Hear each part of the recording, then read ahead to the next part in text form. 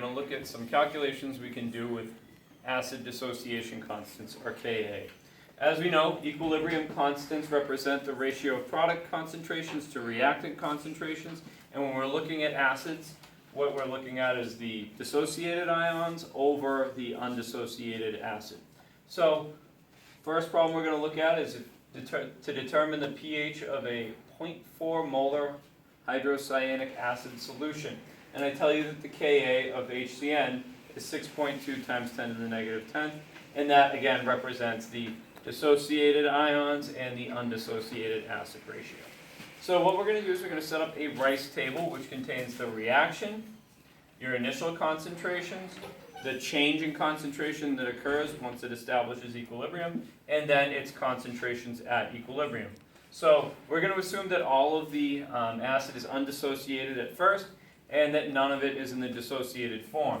What's going to happen is some of the acid is going to break apart, and since it's a 1-to-1 stoichiometric ratio, for every bit of this that breaks apart, you're going to get the same amount of hydrogen ions produced as well as cyanide ions. So this would have a change of negative X, and these two would each have a change of positive X, resulting in equilibrium concentrations of 0.40 molar minus the change, and then just X to represent the concentrations of both hydrogen ion and cyanide ion at equilibrium.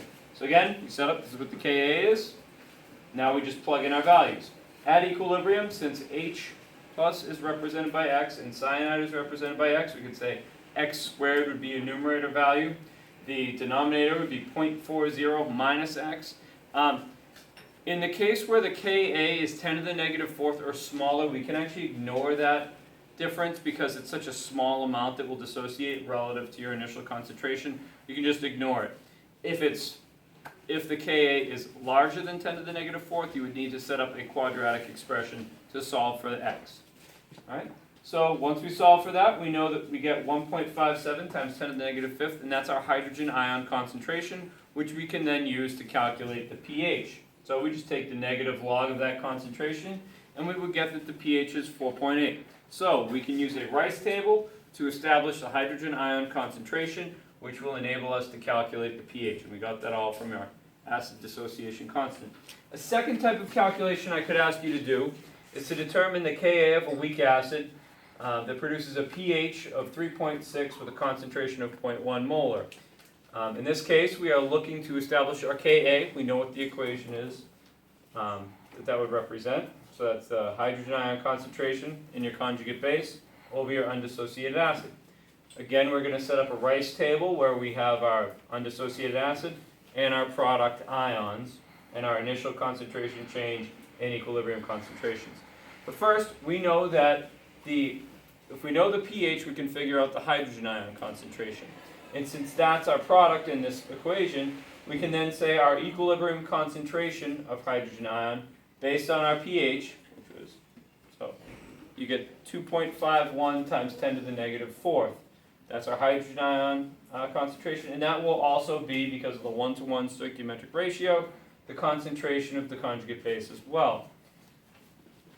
Since we said that the solution was 0.1 molar with respect to the acid, we would subtract the change, which is the amount of hydrogen ion that forms. But you can see that when you subtract 0.000251 from 0.1, it doesn't even make a difference according to our rules of subtracting sig figs. So our equilibrium concentration would be 0.100.